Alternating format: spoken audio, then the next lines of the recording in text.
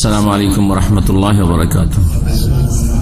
إن الحمد لله نحمده ونستعينه ونستغفره ونعوذ بالله من شرور أنفسنا ومن سيئات أعمالنا.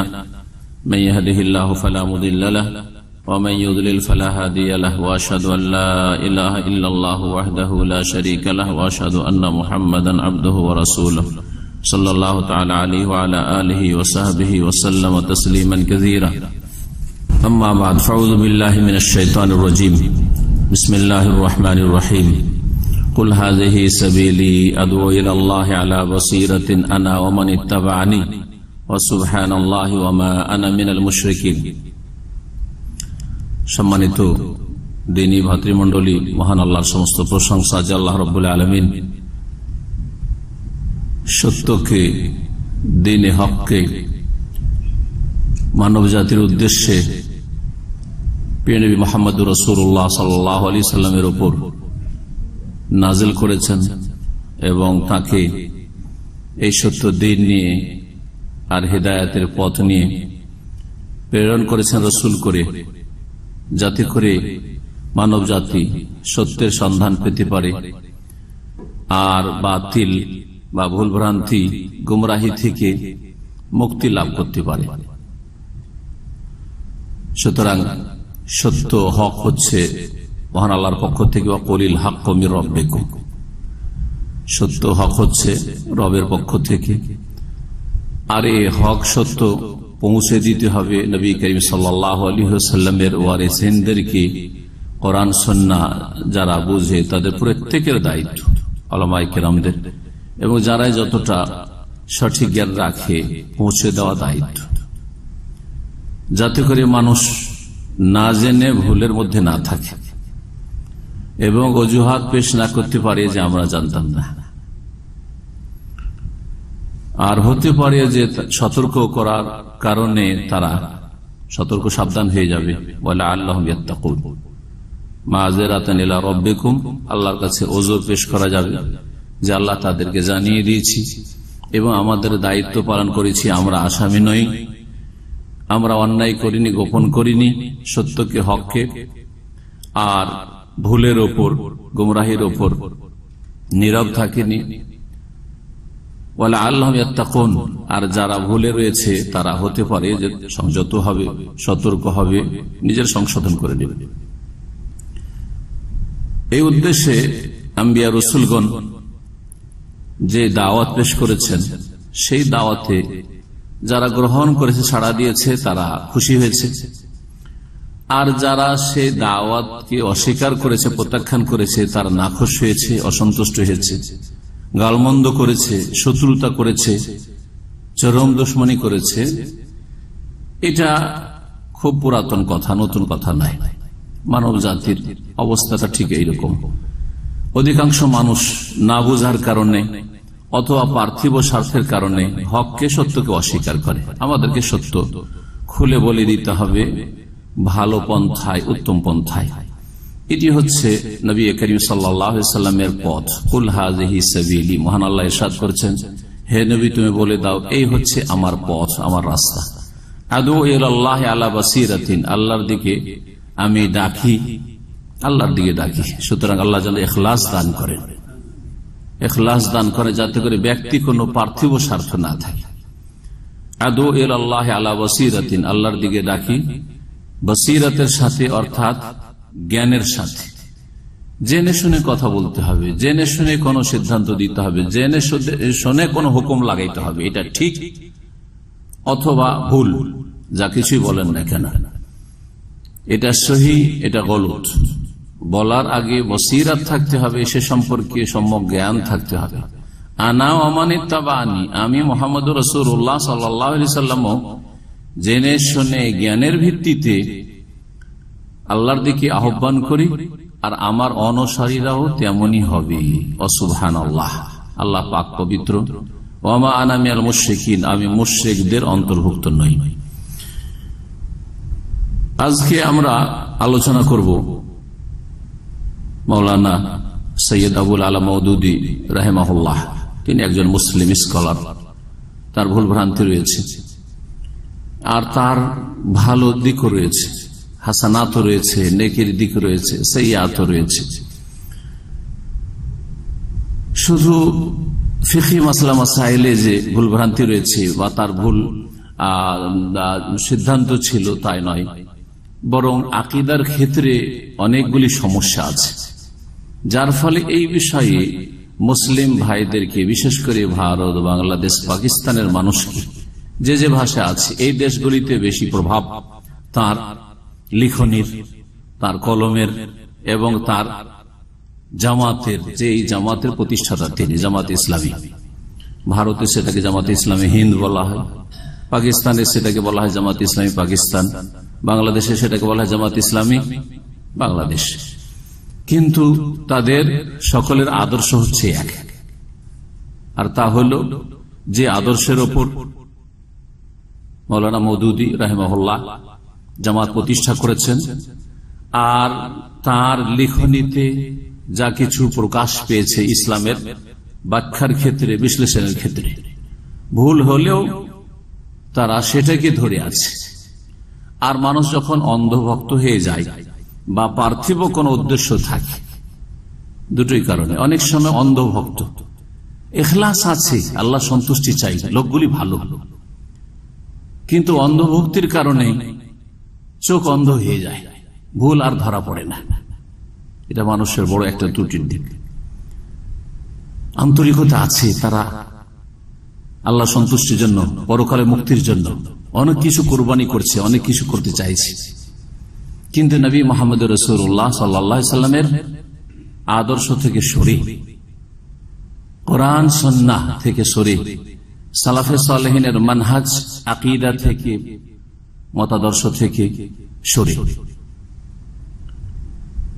আর অনেকে আছে যাদের পার্থিব তুচ্ছ স্বার্থ আছে, এমন একটা স্তরে পৌঁছে গেছে, যার ফলে তারা বুঝলেও আর ফিরে আসবে না, তারা বরং তাদের স্বার্থে আঘাত লাগার কারণে তারা বড় প্রতিক্রিয়া দেখাবে। এই হচ্ছে মানুষের চরিত্র। মওলানা মওদুদী সম্পর্কে আর বেশি না বলে তার সম্পর্কে ইনশাআল্লাহ তাআলা তার যে ভালো দিকগুলি আছে কোন এক সময় বলবো, সংক্ষেপে খুব বলবো যে তার দ্বারা ভালো কি হয়েছে, আর তার মন্দ দিকগুলি যখন একটি আলোচনা ইনশাআল্লাহ তাআলা খুব শিগগির করব, যে জামাত ইসলামীর আকীদা এবং মানহাজ, তখন ইনশাআল্লাহ তাআলা সেই বিষয়টির দিকে ইঙ্গিত করব বা একটু আলোকপাত করব। আজকে তার কিতাবগুলি থেকে যে কথাগুলি অবাস্তব, কোরআন সুন্নাহ বিরোধী, সহিহ আকীদা বিরোধী, সালাফে সালেহিন মানহাজ বিরোধী, সেসব কথাগুলি তুলে ধরার চেষ্টা করব। অনেক কথাই রয়েছে, আজকে হয়তো এক দুটি বিষয় তুলে ধরব। দুঃখের বিষয় যে আমাদের কাছে সেই কিতাবগুলি বাংলায় নেই, বাংলায় সেই কিতাবগুলি আমরা হাসিল করতে পারিনি। তবে মওলানা মওদুদী রাহিমাহুল্লাহ সবগুলি কিতাব লেখা হয়েছে উর্দু ভাষায়, তার হাতের আসল লেখা কিতাব হচ্ছে উর্দু ভাষায়, সেই ভাষাতে তার কিতাবগুলি আমার কাছে আছে। আর আলহামদুলিল্লাহ প্রায় সবগুলি কিতাব একজন শেখ জাযাহুল্লাহ খায়র, শেখ তৌসিফুর রহমান রাশিদী, সবগুলি কিতাব আমাকে রিয়াদ থেকে দিয়ে পাঠিয়েছেন, আর অনেক দিন থেকে বলছেন যে শেখ আপনি বলুন, হ্যাঁ এগুলি আলোচনা করুন। তো 3 মাস থেকে আমার কাছে কিতাবগুলি রাখা আছে, ওনার সময় চলে যাচ্ছে, আলোচনা হচ্ছে না, কিতাব ফিরিয়েও দিতে হবে আমানত, যার ফলে এই আলোচনাগুলি আমি তাড়াতাড়ি সেরে দিতে চাইছি। আজকে তার প্রথম পর্ব, কিতাবগুলি থেকে কোন কোন পাতায় কোন বিষয়গুলি রয়েছে যেগুলি কোরআন এবং হাদিস বিরোধী বা সহিহ আকীদা মানহাজ বিরোধী। আমার সামনে উর্দুতে যে কিতাব রয়েছে এটা একদিক দিয়ে ভালো, সেটা হচ্ছে যে মওলানা মওদুদীর অরিজিনাল কিতাব এবং পাকিস্তান থেকে ছাপা কিতাব। এই কিতাব বা দিল্লি থেকে ছাপা, ভারত থেকে ছাপা কিতাব, কিছু ভারতে ছেপেছে, কিছু পাকিস্তানে ছেপেছে। প্রথম যে কিতাবটি দিয়ে শুরু করব সেটা হচ্ছে রেসালা দীনিয়াত। কিতাবের নাম হচ্ছে রেসালা দীনিয়াত। এই কিতাবের লেখক মৌলানা সৈয়দ আবুল আলা মওদুদী। এতে একটি বিষয় তুলে ধরব গুরুত্বপূর্ণ বিষয়, সেটা হচ্ছে ইকামতের দিনের ক্ষেত্রে যে আলোচনাটি করেছি তাতে আমাদের ইকামতের দিনের ব্যাখ্যার ক্ষেত্রে আকীদাগত পার্থক্য জামাত ইসলামের সাথে বা মাওলানা মাদুদের সাথে। ইকামতের দিনের তাদের কাছে ব্যাখ্যা হচ্ছে দিন কায়েম, মানে দিন কায়েমের আসল হচ্ছে রাষ্ট্রীয় ক্ষমতা হাসিল করা, অর্জন করা। আর সালাফে সালেহিনের তরিকা, তার আগে সমস্ত আম্বিয়া রাসূলগণের তরিকা আদর্শ হচ্ছে যে ইকামতের দিন মানে হচ্ছে তাওহীদ প্রতিষ্ঠা। জি, সেটা হচ্ছে মৌলিক বিষয়। আর এই তাওহীদ প্রতিষ্ঠার সাথে সাথে তাওহীদের সাথে সংশ্লিষ্ট দিনের যতগুলি বিধিবিধান রয়েছে যে কোনো স্তরের মানুষের, সেগুলি যথাসাধ্য পালন করবে যার যেটা ক্ষেত্র রয়েছে সেই ক্ষেত্রে। আমার ক্ষেত্রগুলিতে আমি সেগুলি করব দিনের, সেটা হচ্ছে আমার ইকামতের দিন। আর অন্যের ক্ষেত্র আলাদা রয়েছে, সেখানে সে করতে পারবে, আমি করতে পারবো না, তখন তার হচ্ছে সেগুলি ইকামতের দিন। কিন্তু মূল কথা হচ্ছে যে ইকামতের দিন হচ্ছে ইকামতে তাওহীদ, তাওহীদ ভিত্তিক দিন ইসলামের প্রতিষ্ঠা বা দিন ইসলামের বিধিবিধান ব্যক্তি জীবনে, পারিবারিক জীবনে, সামাজিক ক্ষেত্রে, অর্থনৈতিক ক্ষেত্রে, রাষ্ট্রীয় ক্ষেত্রে। কিন্তু রাষ্ট্রীয় ক্ষেত্রে যার রাষ্ট্রের ক্ষেত্রে ক্ষমতা নেই তার প্রশ্ন ওঠে না। জি হ্যাঁ, যার যেখানে ক্ষেত্র রয়েছে সেখানে সে দিনের বিধিবিধান কায়েম করবে। প্রত্যেকের ব্যক্তি জীবনের ওপর পূর্ণ ক্ষমতা রয়েছে, সুতরাং ব্যক্তি জীবন দিয়ে শুরু করবে, কু আনফুসাকুম, তারপরে আল্লাহ বলছেন পারিবারিক জীবন ওয়া আহলিকুম নারা।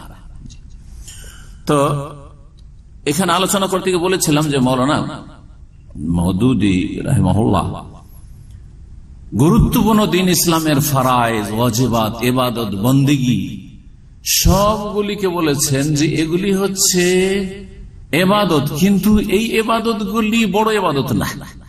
সবচেয়ে বড় ইবাদতের জন্য এগুলি কি ট্রেনিং কোর্স। এই কথাটি তার কয়েকটি কিতাবে রয়েছে, আজকে দুইটি কিতাব থেকে শোনাবো। একটি হচ্ছে এই রিসালা দীনিয়াতের পৃষ্ঠা নম্বর 129, তিনি কি বলছেন শোনেন। ইবাদতের ব্যাখ্যা করতে গিয়ে আর ইসলামের লক্ষ্য উদ্দেশ্য বলতে গিয়ে বলছেन जी और इस्लाम का असल मकसद मुसलमानों को ऐसे ही इबादत गुजार बंदा बनाना है। इस गर्ज के लिए इस्लाम में चंद ऐसी इबादतें फर्ज की गई हैं। বলছেন যে ইসলামের উদ্দেশ্য হচ্ছে মুসলমানদের কে এমন ইবাদত গুজার বানাবে, এমন ইবাদতকারী বান্দা বানাবে। আর এই উদ্দেশ্যে ইবাদত বন্দেগীর বিভিন্ন পন্থা বা বিভিন্ন বিষয়গুলি শরীয়তে দেওয়া হয়েছে, শরীয়তে ফরজ করা হয়েছে। এই জন্য কি করা হয়েছে বলছে ऐसी इबादतें फर्ज की गई है, বেশ কিছু এমন ইবাদত ফরজ করা হয়েছে जो इंसान को उस बड़ी इबादत के लिए तैयार करती हैं। এই ফরজ ইবাদতগুলি মানুষকে প্রস্তুত করে, রেডি করে, ট্রেন করে কিসের জন্য? দেখেন তার ভাষাতে রয়েছে उस बड़ी इबादत के लिए तैयार करना है, বড় ইবাদতের জন্য। বড় ইবাদতের জন্য এই ফরজ ইবাদতগুলি দিয়ে কি করা? তৈরি করা। বুঝতে পারছেন কিনা? তার মানে এই যে ফরজ ইবাদতগুলি সেগুলি বড় ইবাদত না, এর চেয়ে বড় ইবাদত হচ্ছে ওই বড় ইবাদত যেটার কথা তিনি বলতে চাইছেন। তারপরে বলছেন আরো, গোয়া ইউ সমঝো, যেন এইভাবে আপনি বুঝুন যে ये खास इबादतें उस बड़ी इबादत के लिए ट्रेनिंग कोर्स की हैसियत रखती हैं। এই বিশেষ ইবাদতগুলি, এই খাস ইবাদত, অন্য জায়গায় বিশেষ কি ইবাদত, নামাজ, রোজা, হজ, যাকাত, এইভাবে বলেছে, আসছে এই কিতাবে বলবো। এই ইসলামের যে গুরুত্বপূর্ণ ইবাদতগুলি, দ্বিতীয় স্তম্ভ, তৃতীয় স্তম্ভ, চতুর্থ স্তম্ভ, পঞ্চম স্তম্ভ, এগুলি বলছে এই বড় এই ইবাদতগুলি কে বুঝে নেন যে এই খাস ইবাদতগুলি उस बड़ी इबादत के लिए ट्रेनिंग कोर्स की हैसियत रखती है। Training course. আর ইকামতের দিন আলোচনায় বুঝিয়েছি ট্রেনিং কোর্স মানে এটা মুখ্য উদ্দেশ্য না, যার জন্য ট্রেনিং নিচ্ছেন সেটা হচ্ছে মুখ্য উদ্দেশ্য। তাহলে ইসলামের মুখ্য উদ্দেশ্য নামাজ নয়, ইসলামের মুখ্য উদ্দেশ্য জাকাত নয়, ইসলামের মুখ্য উদ্দেশ্য রোজা, হজ, এগুলি নয়, হিজাব নয়, এগুলি নয়, এগুলি ফরজ ওয়াজিব ঠিক, কিন্তু এগুলি বড় ইবাদতের জন্য একজন মুসলিমকে ট্রেন করছে, প্রশিক্ষণ প্রাপ্ত করছে। এই ছিল এই কিতাবে। আর তারপরে তখন আলোচনা নিয়ে আসছে নামাজ, আর তারপরে তখন এই রোজা, আর তারপরে জাকাত। দেশি তরিকায় জাকাতের আগে রোজা, অথচ নবী সাল্লাল্লাহু আলাইহি ওয়াসাল্লামের হাদিসে কি আছে? নামাজের পরে কিসের কথা আছে? জাকাতের কথা। কোরআনে কারীমে কোন জায়গায় নামাজের সাথে রোজার কথা আছে? না আকিমুস সালাত ওয়া আতুজ যাকাত আছে? জি হ্যাঁ। তো এই দেশি পন্থাতেই তিনি উল্লেখ করেছেন, তারপর হজ ইত্যাদি। এই ছিল কিতাব রিসালা দীনিয়াত। এই বিষয়টি এখন আপনাদেরকে শোনাই। তাফহিমাত, তাফহিমাত 2 খণ্ডে রয়েছে, এজন্য এটা হচ্ছে প্রথম খণ্ড। তাফহিমাত খুব প্রসিদ্ধ কিতাব, সাইয়্যিদ আবুল আলা মওদুদী। আর আমার বয়স যখন 20 থেকে নিয়ে 25, এই সময়গুলিতে খুব পড়েছি ওনার কিতাব। এই কয়েকটা বছর খুব পড়েছি এই কিতাবগুলি। তো তখনকার পড়াগুলি মগজে ছিল, কিন্তু কিতাব সৌদি আরবে হাতে আসছিল না। আর অনেকটা হেকমত মনে করছিলাম যে এই বিষয়গুলি আলোচনায় বিলম্ব করি, বিলম্ব করাই হেকমত হয়তো, কিন্তু বিলম্ব করতে করতে দেখলাম যে এখন হেকমত হচ্ছে যে আলোচনা করে দিই। কারণ যদি এইগুলি আলোচনা না করা হয় আর বাংলা ভাষী জনগণ না জানতে পারে কারো মাধ্যমে, কোনো দায়ের মাধ্যমে, কোনো দিনের খাদেমের মাধ্যমে, তাহলে সমস্ত আলেমকে জবাব দিতে হবে সহিহ আকীদা, যে কেন এদেরকে সতর্ক করা হয়। বলছেন তাফহিমাতের 69 পৃষ্ঠায়, তাফহিমাতের 69 পৃষ্ঠায় এখানে শুনেন কি বলছেন। সূরা হজের আয়াত নম্বর 41 তার আগে উল্লেখ করেছেন। তাতে কি রয়েছে? যে যাদেরকে নেতৃত্ব দেব। তাহলে আলোচনাটা কিসের রয়েছে? রাষ্ট্রীয় ক্ষমতা হাসিলের আলোচনা প্রসঙ্গ। কিন্তু এই আয়াত বলছেন আল্লাযীনা ইম্মাক্কান্নাহুম ফিল আরদি আকামুস সালাতা ওয়া আতাউয যাকাতা ওয়া আমারু বিল মা'রুফি ওয়া নাহাউ আনিল মুনকার। এই আয়াত উল্লেখ করার পরে বলছেন যে এ হ্যায় উস ইবাদত কি হাকিকত, এই যে নেতৃত্ব হাসিল করা আল্লাহর জমিনে, পৃথিবীতে, এটা হচ্ছে ইবাদতের হাকিকত, আসল মর্ম কথা। जिसके मुतालिक लोगों ने समझ रखा है कि वो महज नमाज, रोजा और तस्बीह और तहलील का नाम है। বলছে যে ইবাদত কি মানুষ বুঝতে পারেনি। মানুষ মনে করে আজকালকার মুসলিম সমাজ যে ইবাদত হচ্ছে নামাজ, রোজা, তসবিহ, তাহলিল এগুলির নাম। মানে তিনি সমালোচনা করছেন যে কেউ নামাজ, রোজা, তসবিহ, তাহলিল এগুলোকে ইবাদত মনে করে বসে থাকবে। और दुनिया के मामलात से उसको कुछ सरोकार नहीं, दुनियार जे आदान प्रदान लेनदेन एगुलिर साथे कोनो तार जोगाजोग बा सम्पर्क नेই। हालांकि অথচ বলছেন, অথচ তার আসল সত্যিকার অর্থে সোম, সোম মানে রোজা, সালাত নামাজ, और हज और ज़कात और जिक्र और तस्बीह इंसान को उस बड़ी इबादत के लिए मुस्तैद करने वाली तमरीनात, तारपरे ब्रैकेटे इंग्लिशे लिखছেন, इंग्लिशটা পড়ে দি, training courses, training courses, training courses, বুঝলেন না? জি, এই হচ্ছে আলোচনা। আমি জামায়াত ইসলামী থেকে অত্যন্ত প্রভাবিত ছিলাম এবং এক সময় আমাদের দুটো ডিস্ট্রিক্ট পাশাপাশি, মালদা আর দিনাজপুর, যে দিনাজপুর এখন দক্ষিণ আর উত্তরে ভাগ হয়েছে, তখন ছিল পশ্চিম দিনাজপুর। বাংলাদেশটা শুধু দিনাজপুর ডিস্ট্রিক্ট, আর পশ্চিমবঙ্গে মালদাহর পাশে যে দিনাজপুর তার নাম ছিল পশ্চিম দিনাজপুর, সেটা ভাগ হয়ে এখন উত্তর আর দক্ষিণ দিনাজপুর হয়েছে। সেই সময় তাদের সাথে এত ঘনিষ্ঠতা ছিল আর এত প্রভাবিত ছিলাম যে আমাকে একবার অফার করলো যে আপনাকে এই দুটো ডিস্ট্রিক্টের আমির বানিয়ে দিই, দায়িত্ব নেন আপনি। ওই সময় এই কিতাবগুলি পড়াশোনা করছিলাম আর প্রভাবিত ছিলাম। ফিরলাম কি করে এই কথাটা এখানে বলিনি, কারণ এটাই ছিল আমার ইউটার্ন। এই কথাটি যখন পড়লাম এই কিতাব থেকে, রেসালাদিন এতে পড়িনি, কারণ এতে একটু ডিটেলস আছে, তাফহিমাত থেকে পড়লাম। পড়ার পরে সাথে সাথে আমি চমকে উঠলাম, আরে কি বলে নামাজ, রোজা, হজ, যাকাত, তাসবিহ, তাহলিল, এগুলো হচ্ছে ট্রেনিং কোর্স। সাথে সাথে ফিরে আসলাম। তখন জামিয়া সালাফিয়া বানারস থেকে পাশ করেছিলাম, এক জায়গায় শিক্ষকতা করছিলাম। আমার সেই সময় বিবাহের বছর ছিল অথবা তার আগের বছর ছিল, ওই সময়টা আমার বিবাহ শাদী হয়। তারপরে মদিনা ইউনিভার্সিটি এসেছি আমি। তো আলহামদুলিল্লাহ আমাকে এই জামাত থেকে আল্লাহ ফিরিয়েছে মদিনা ইউনিভার্সিটি আসার আগে, কারণ আমার উপরে ওরা অপবাদ দিবে যে এরা সৌদি আরবে গিয়ে ওদের দালাল হয়েছে বা কিছু হয়েছে। কিন্তু আলহামদুলিল্লাহ আমি ওই জামাত থেকে তওবা করে ফিরে এসেছি, আর তাদের ইমারতের যে আমাকে দেওয়া হয়েছিল, অফার করা হয়েছিল, তাদের থেকে আমি ফিরে এসেছি। কখন? এই আপত্তিকর ইসলাম বিরোধী কথা পড়ার পরে চমকে উঠি, যেটা কি পড়লাম আমি, যে নামাজ, রোজা, হজ, যাকাত, তাসবিহ, এগুলো ট্রেনিং কোর্স। তাহলে এগুলোর আসলে মূল্য না, আসল মূল্য হচ্ছে, মূল্যবান ইবাদত হচ্ছে ক্ষমতায় যাওয়া। জি হ্যাঁ, এটা আমাকে ফিরিয়েছে।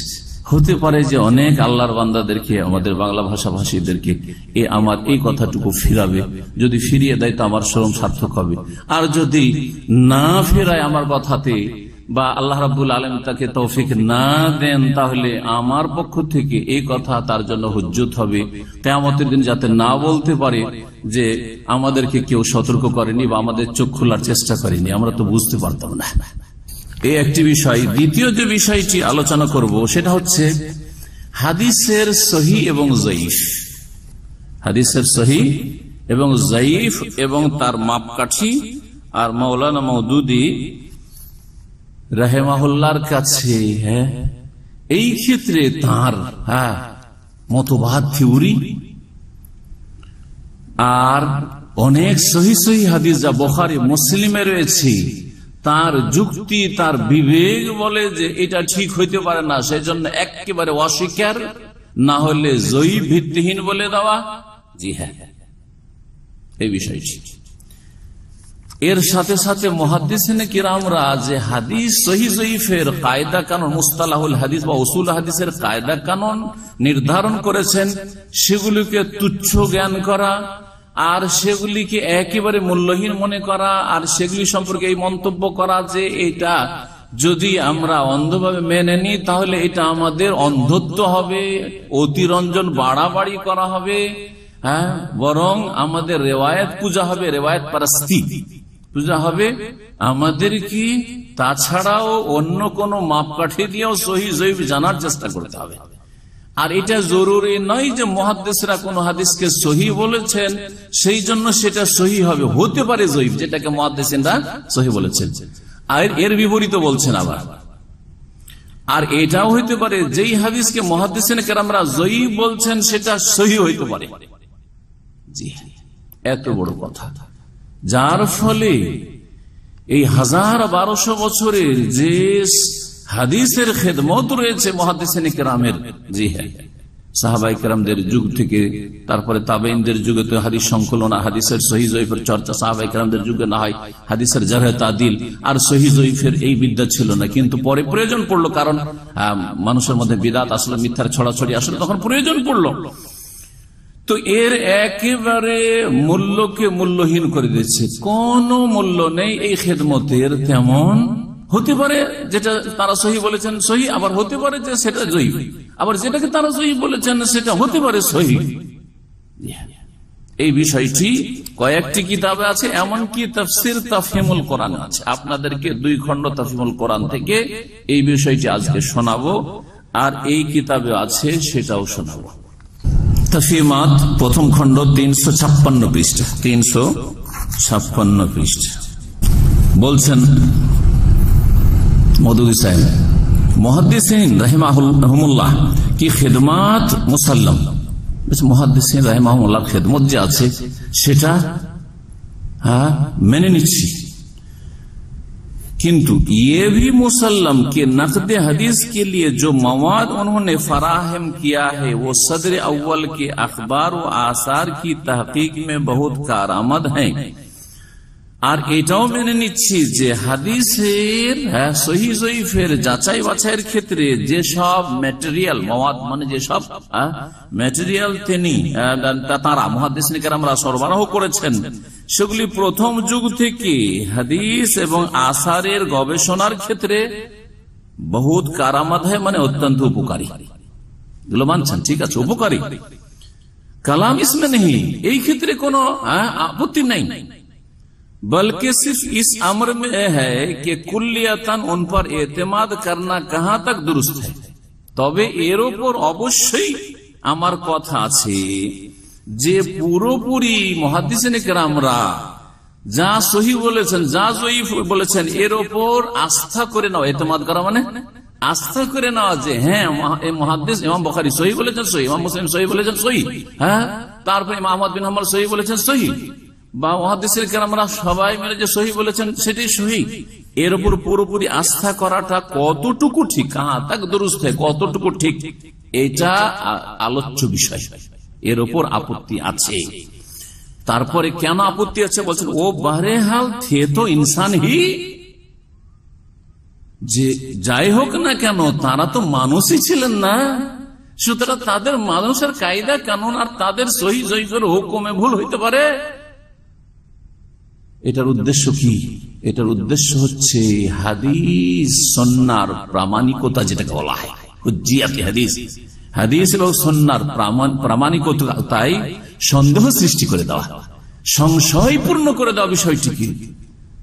একজন মানুষ যখন এই কিতাবগুলি পড়বে, আরে কথা তো ঠিক, কথা তো যুক্তিসঙ্গত লাগে, তারা তো মানুষ ছিল, ভুলের ঊর্ধ্বে না, সুতরাং কিভাবে বিশ্বাস করা যায় যে সহি বললে সহি হতে পারে, গেল একেবারে সমস্ত হাদিসের মূল্য গেল। এই জন্য কুয়েত থেকে একটি কিতাব ছেপেছে আরবিতে, এই মোটা কয়েকশো পৃষ্ঠার কিতাব, বছর 6 মাস আগে বা বছর খানেক আগে আমার কাছে ছিল, হঠাৎ করে খুঁজে পাচ্ছেন, আল্লাহ আলম কাকে দিলাম আর ভুলে যায়, কেউ পড়তে নিল ভুলে যায়। আরবিতে কিতাবটি কয়েকশো পৃষ্ঠার, ভারতের একজন বড় আলেম, কুয়েতে প্রায় 30-40 বছর থাকেন, সালাহুদ্দিন মকবুল হাফিজাহুল্লাহ, তিনি এই কিতাবটি লিখেছেন। কিতাবের নাম হচ্ছে জওয়াবি ফি ওয়াজহি সুন্নাতি কদিমান ওয়া হাদিসান। এই কিতাবটি তিনি লিখেছেন মুনকারিন হাদিস, যারা হাদিস অমান্যকারী অস্বীকারী, যেমন আহলে কোরআন পুরোপুরি মুনকারিন হাদিস, মুনকারিন হাদিসদের সম্পর্কে বা হাদিস অস্বীকারী অমান্যকারী যারা, তাদেরকে দুই ভাগে বিভক্ত করেছেন উনিও এবং অন্য আরো ওলামায়ে কেরামরা, মিশরের অনেক রাইটার আছেন এই বিষয়ে লিখেছেন, যে বইগুলি আমরা মদিনা ইউনিভার্সিটি লেখাপড়া করেছি। তো তারা দুই ভাগে বিভক্ত। একদল হচ্ছে হাদিস অস্বীকারী,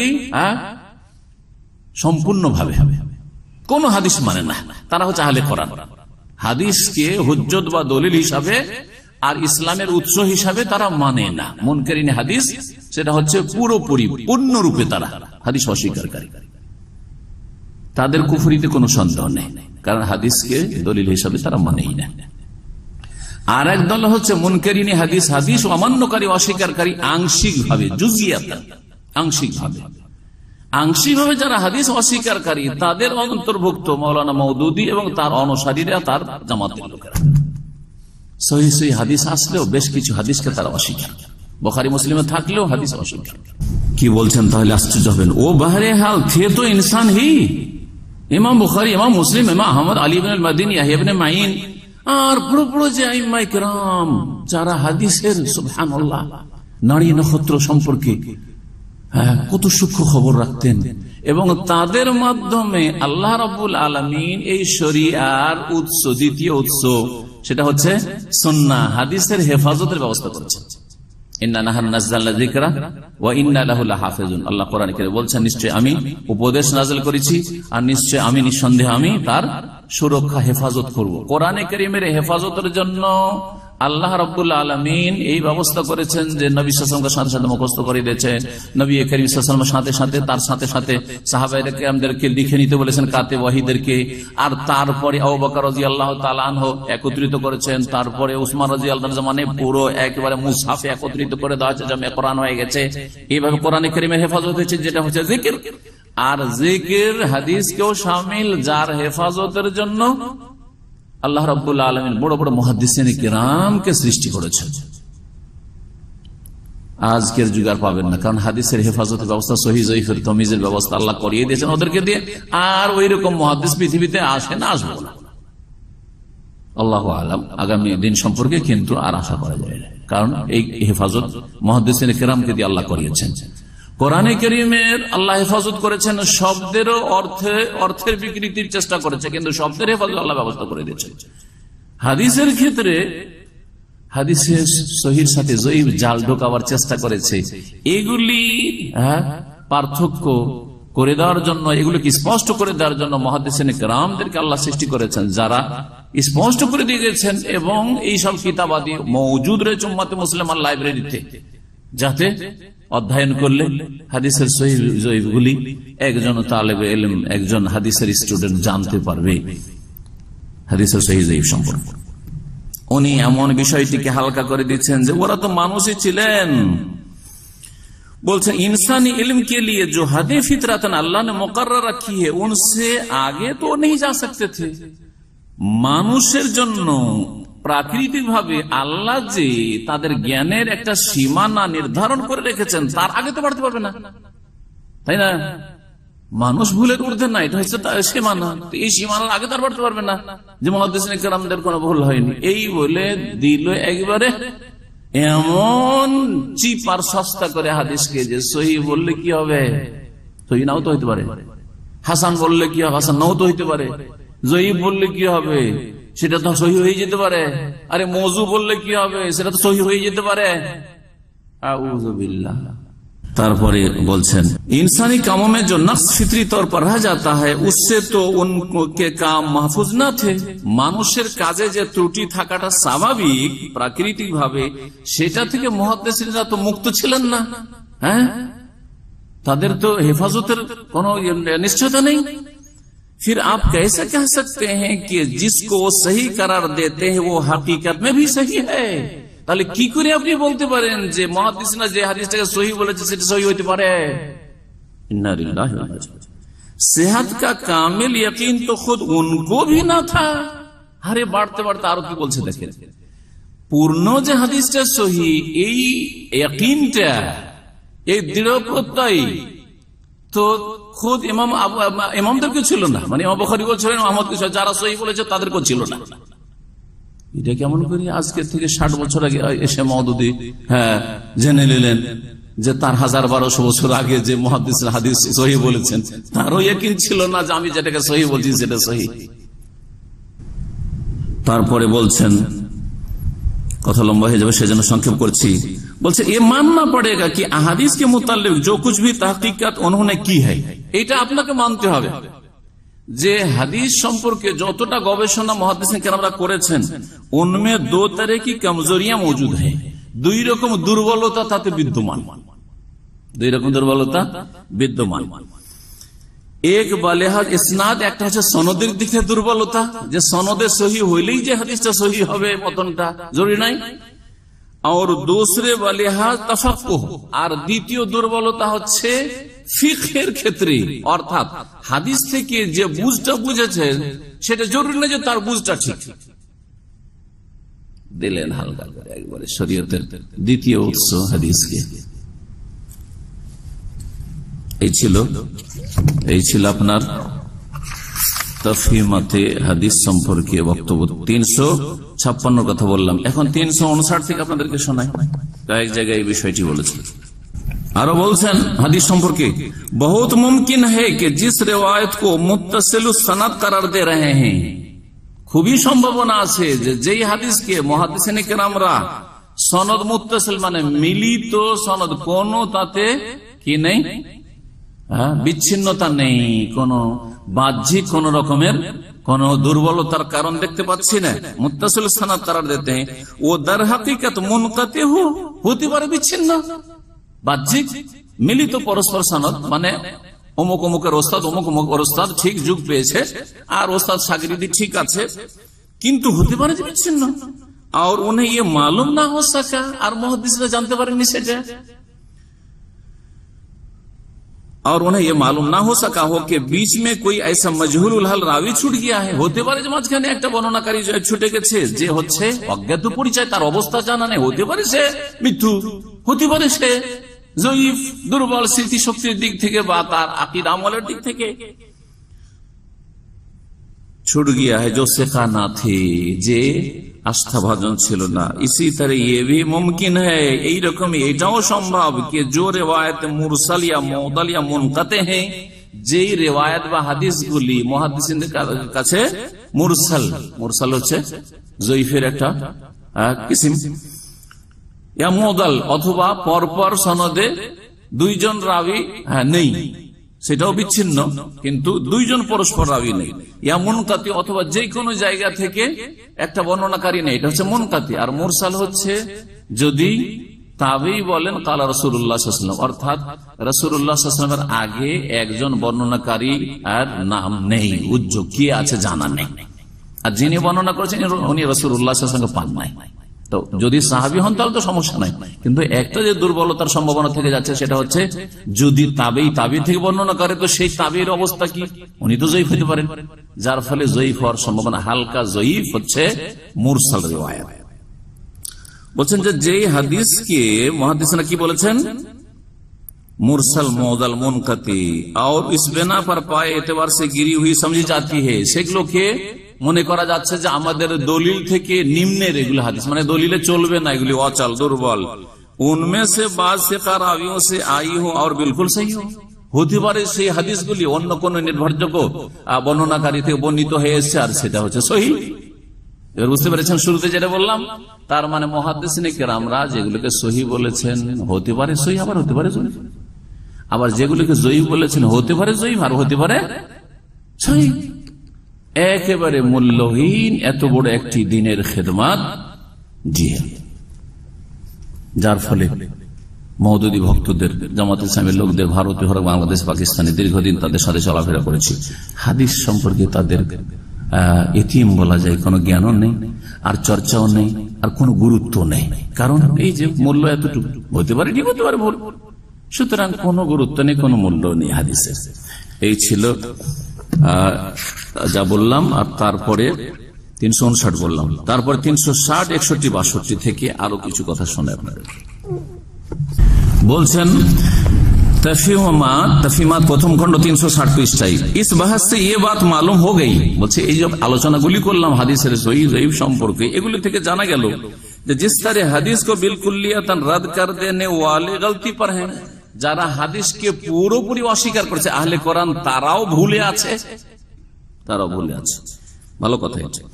इसी तरह वो लोग भी गलती से महफूज नहीं हैं, এই রকমই ওরাও ভুল থেকে সুরক্ষিত না, ভুল মুক্ত না।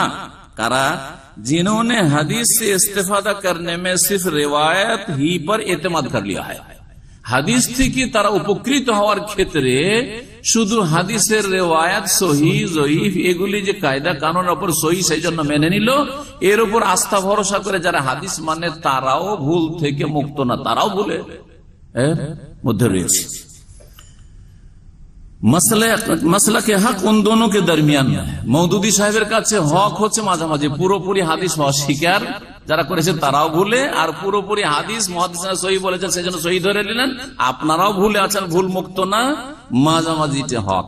এখন মাঝামাঝিটা কি হক হবে, এটা হচ্ছে একটি কথা।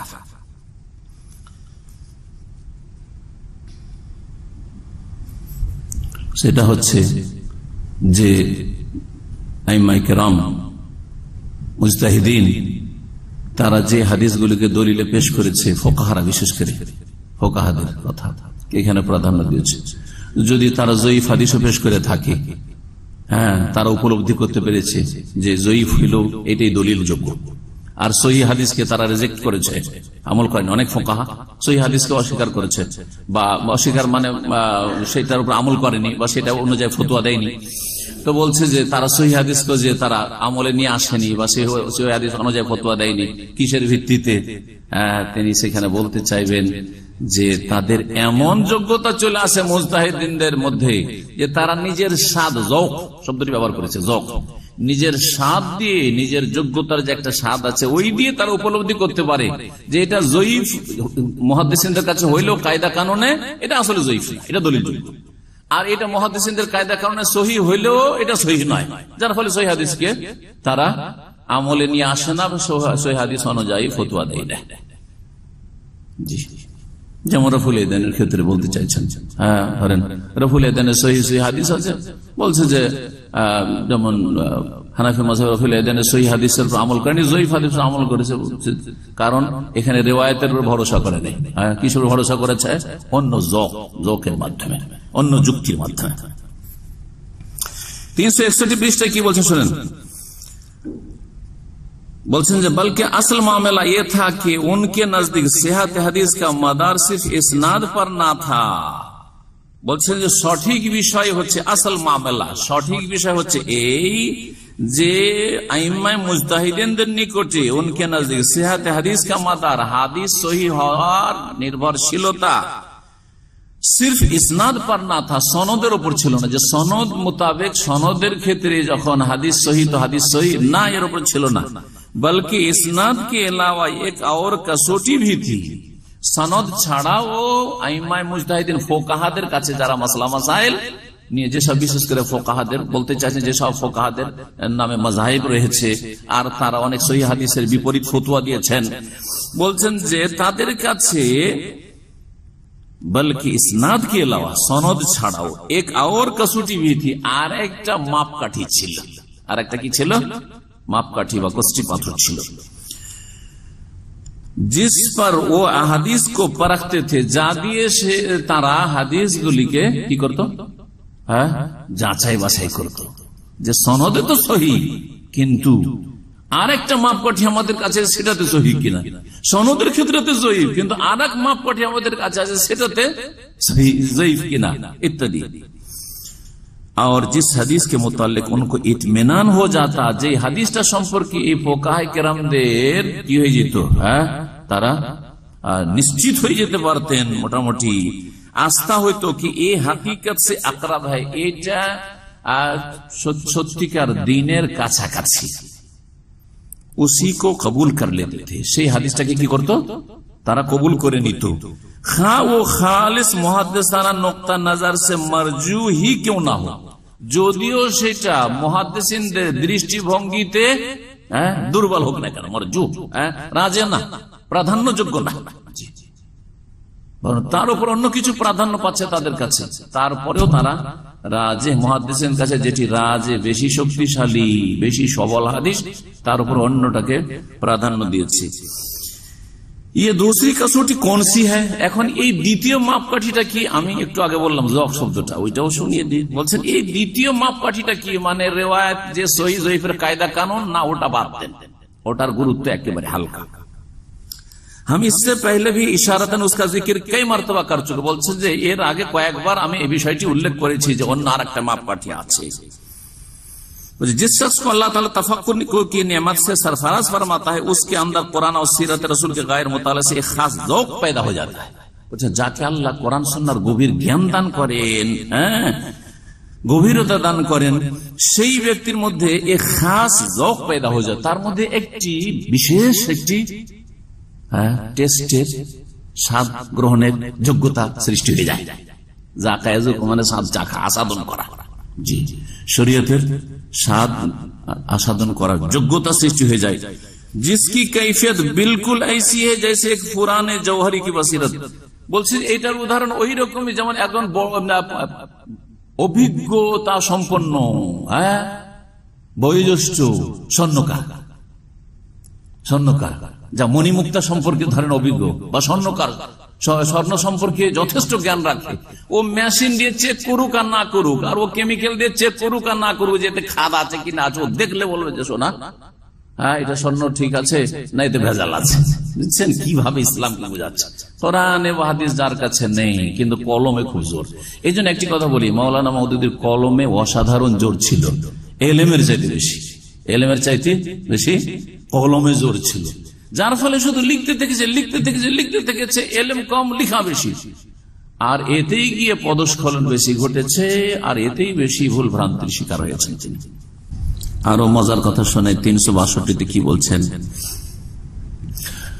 যে আইম্মা মুজতাহিদিনরা যখন এইরকম যোগ্যতা পৌঁছে, কোরআন এবং হাদিস সম্পর্কে বড় পাণ্ডিত্য যখন হাসিল করে নেয় আলেম ওলামারা, इस मकाम पर पहुंच जाने के बाद इंसान इस्नाद का बहुत ज्यादा मोहताज नहीं रहता। মানুষ তখন সনদের মুখাপেক্ষি থাকে না, হাদিসের সনদ লাগে না তখন। লা হাওলা ওয়ালা কুওয়াতা ইল্লা বিল্লাহ। ভাষা পড়ে শোনাচ্ছি যাতে করে কেউ বলতে না পারে যে বাড়িয়ে বলছি। ও ইসনাদ সে মদদ জরুর লেতা হ্যায়, বলছে সনদ থেকে একটু সাহায্য নেই, হেল্প নেই, মগর উসকে ফয়সালা কা মদার উস পর नहीं होता। কিন্তু সিদ্ধান্ত যে দেবে যে হাদিসটা গ্রহণযোগ্য কি গ্রহণযোগ্য না, হাদিসটা আমলযোগ্য কি আমলযোগ্য না, এটা দিয়ে ফতোয়া দেওয়া যাবে কি যাবে না, এটার ক্ষেত্রে হাদিসের সনদের উপর বা হাদিসের উপর কি করতেন না, ভরসা করতেন না। वो बसा औकात ये गरीब ज़ईफ मुनक़ती सनद मतऊन फी হাদিস को भी ले लेता है। যখন গভীর পাণ্ডিত্য হাসিল হয়ে যায়, তখন কি করে, একটা গরিব জয়ীফ মুনকাতি বিচ্ছিন্ন সনদের হাদিস, मतऊन फी আপত্তিকর যে হাদিসকে বলা হয়েছে হাদিস সহিহ নয়, সেই হাদিসটাও কি করে, भी ले लेता है, নিয়ে নেয় ফতোয়া দেওয়ার ক্ষেত্রে। জি হ্যাঁ।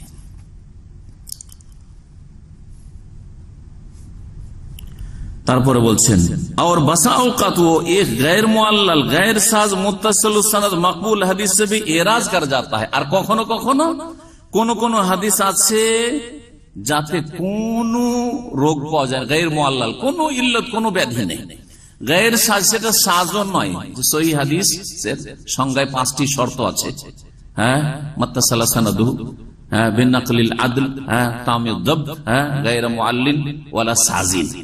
এই যে সাজও নয় আর ইল্লতলাও নাই, মুত্তাসিল সনদ মুত্তাসিল আছে, আর স্মৃতিশক্তিও তাদের পূর্ণ অথবা হালকা, মানে হালকা হইল দুর্বল নয়, সেজন্য হাসান, এগুলো সব ঠিক আছে। মকবুল হাদিস সে ভি এরাজ করতা, এইরকম সহিহ হাদিস থেকেও আইম্মায়ে মুজতাহিদিন আর যাদের ওইরকম গভীর পাণ্ডিত্য হাসিল হয়ে যায়, তারা কি করে, বিমুখ হয়, মুখ ফিরিয়ে নেয়, যে সহিহ হাদিস আমল করবো না। বুঝলেন? জি। এটা আবার কেমন করে হয় বলছি, ये चीज चूंकि सरासर ज़ौकी है। এবার পেয়েছেন শব্দটা, ये चीज, এই যে ফুকাহায়ে কেরামরা সহিহ হাদিস সনদের দিক থেকে ওটাকে ছেড়ে দিল, যঈফ আমল করলো, আর সেটাই ঠিক, আর আমি ওই তার তো ফয়সালা শুনলেন যে মুহাদ্দিসিনরা সহিহ বললে যে সহিহ হবে জরুরি নয়, আর যঈফ বললে যে যঈফ হবে তাও জরুরি নয়। এই বিষয়টা যে এই যে তারা অন্য একটা মাপকাঠির ওপর নির্ভর করে, অন্য একটা মাপকাঠি দিয়ে মেপে তারা সহিহ যঈফ বা আমল করব কি করব না হাদিসে বল যে সিদ্ধান্ত নিয়েছেন, এটা কিসের ভিত্তিতে? বলছে ये चीज चूंकि सरासर মানে পুরোপুরি, যৌকি হে মানে নিজের স্বাদের উপর নির্ভর করছে। এই স্বাদকে কোরআন এবং হাদিসের ভাষায় কি বলা হয়েছে জানেন? ইত্তিবাউল হাওয়া, প্রবৃত্তির অনুসরণ। আমাকে মনোপুত লাগলো একটি হাদিস, যেমন এখানে আরো বলি, মুহাদ্দিসিন কেরাম সম্পর্কে যখন মন্তব্য করলেন যে তারা তো মানুষই ছিলেন, ভুলের ঊর্ধ্বে ছিলেন না, তো ফোকাহারা কি মানুষ ছিলেন না, ফেরেশতা ছিলেন নাকি, না নবী রাসূল ছিলেন? তো তারা যে যৌক দিয়ে, স্বাদ দিয়ে হাদিসকে নেন, আবার হাদিসকে রিজেক্ট করেন, এই ক্ষেত্রে কি তারা ভুলভুক্ত না? এই যে তাদের প্রশংসা করতে গিয়ে হাদিসের সহিহ যঈফের মূল্যকে একেবারে মূল্যহীন করে দেওয়া, বলছেন এই চিজ চোখে সারাসার যৌকি, যৌকের ব্যাপার। এটাকে ইত্তিবাউল হাওয়া, কুপ্রবৃত্তির অনুসরণ। এটাকে বলা হয় মা তাহওয়াল আনফুস, ইয়াত্তাবিউনা ইল্লা যান ওয়া মা তাহওয়াল আনফুস। আল্লাহ রাব্বুল আলামিন বলছেন কোরআনে কারীমের কোন সূরা হাফেজ, সূরা নাজম না, সূরা নাজম, ইয়াত্তাবিউনা ইল্লা যান, এরা অনুমানের অনুসারী, ওয়া মা তাহওয়াল আনফুস, আর তাদের মন যা চায়। মন চাই কি আমাকে যেটা স্বাদ লাগছে সেটা স্বাদ, খাওয়া দাওয়ার ক্ষেত্রে, পোশাকের ক্ষেত্রে আমাকে যেটা মজা লাগছে সেটা আমি করছি, তাই না? আপনাকে যেটা মজা লাগছে সেটা আমাকে মজা লাগে না, আমাকে যেটা মজা লাগছে সেটা আপনাকে মজা লাগে না। হ্যাঁ, এক একজনের স্বাদ বা চলাফেরার ক্ষেত্রে ভিন্ন ভিন্ন। এটা হচ্ছে মা তাহওয়াল আনফুস। হাদিসের ক্ষেত্রেও মওদুদী সাহেব বলছেন যে এটা হচ্ছে সারাসার যৌকি, স্বাদের বিষয়, যাকে যেটাতে স্বাদ লেগেছে যৌক দিয়ে হাদিসের সহিহ যঈফ নির্ধারণ করবেন। এইটা ওই যে কায়দা কানুন রয়েছে উসুল হাদিস, মুস্তালাহ হাদিসের, এছাড়া ভিন্ন আরেকটি হচ্ছে কসৌটি, মানে মাপকাঠি। জি, এই শুনলেন, আশা করি স্পষ্ট বুঝতে পেরেছেন।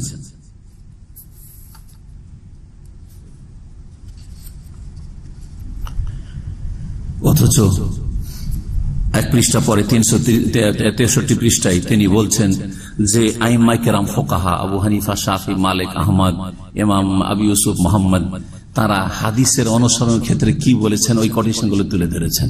ওখানে কিন্তু এই কথা বলেননি, হ্যাঁ, যে তারা বলেছেন যে হাদিস সহি হইলেই যে মানতে হবে তা নয়, বরং যদি দেখা যায় যে হাদিস সহি সনদের দিক থেকে, যেমন মওদুদীর ব্যাখ্যা একবারে তার বিপরীত কথা আইম্মায়ে কেরামদের কথা রয়েছে, আবার নিজেই নকল করছেন, একবার এইদিকে একবার ওইদিকে।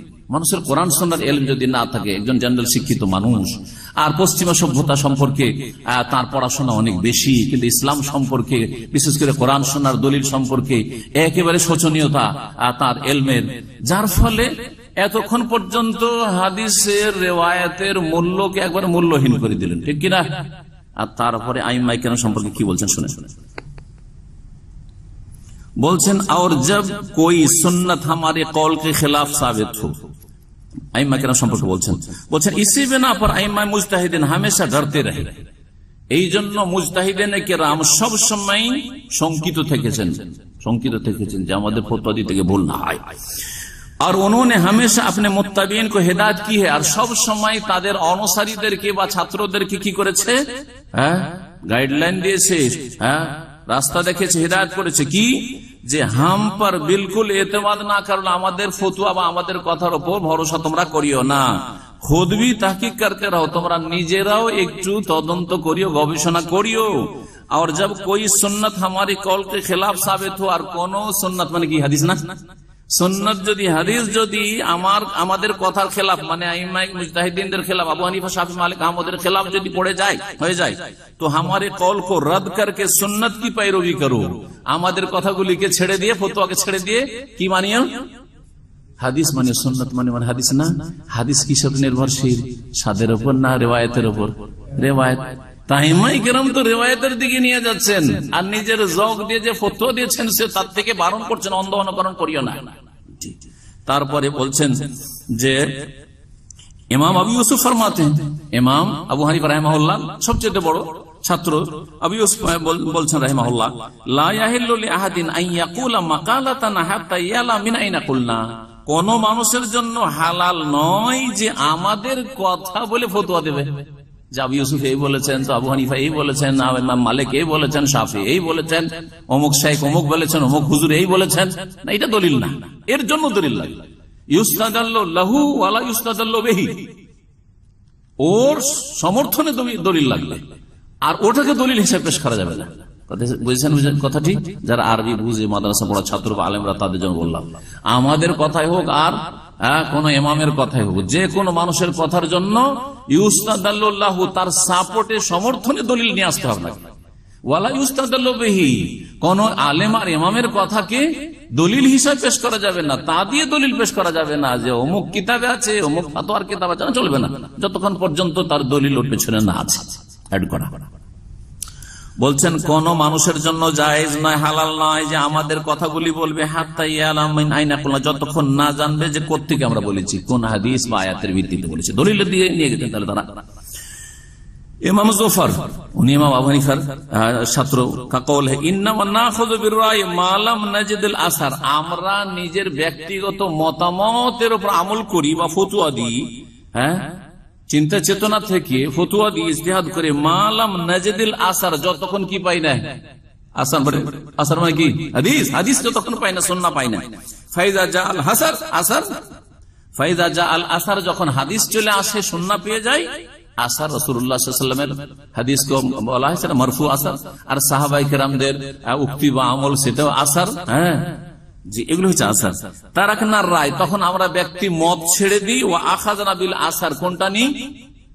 হাদিস নি। তো আইম্মায়ে কেরাম তো হাদিস নিতেন, আর মওদুদি সাহেব হাদিসের বিষয়টিকে, সহিহ জয়ীফটাকে একেবারে হালকা করে দিচ্ছেন। এক দুই পাত আগে তার এক কথা, আর এখানে করে আইম্মায়ে কেরামদের বক্তব্য আলাদা প্রমাণ করে। ইমাম মালিক ইরশাদ হয় বলছেন, আর উল্লেখ করছে, ইন্নামা আনা বাশার, দেখো আমি মানুষ, কিন্তু উখতি ওয়া ওসিব, আমি ভুল করি আর ঠিকও করি। ফানজুরু ফি রাই, সুতরাং আমার মত নিয়ে একটু চিন্তা করে দেখিও, মুকাল্লিদরা অন্ধ অনুকরণ করিও না। ফাকুল্লামা ওয়াফাকাল কিতাব ওয়াস সুন্নাহ ফাখুযুহু, যদি যখন যখন দেখবে যে কোরআন সুন্নাহর মুওয়াফিক অনুকূলে হয়েছে আমাদের কথা, সেটা নিয়ে নিও।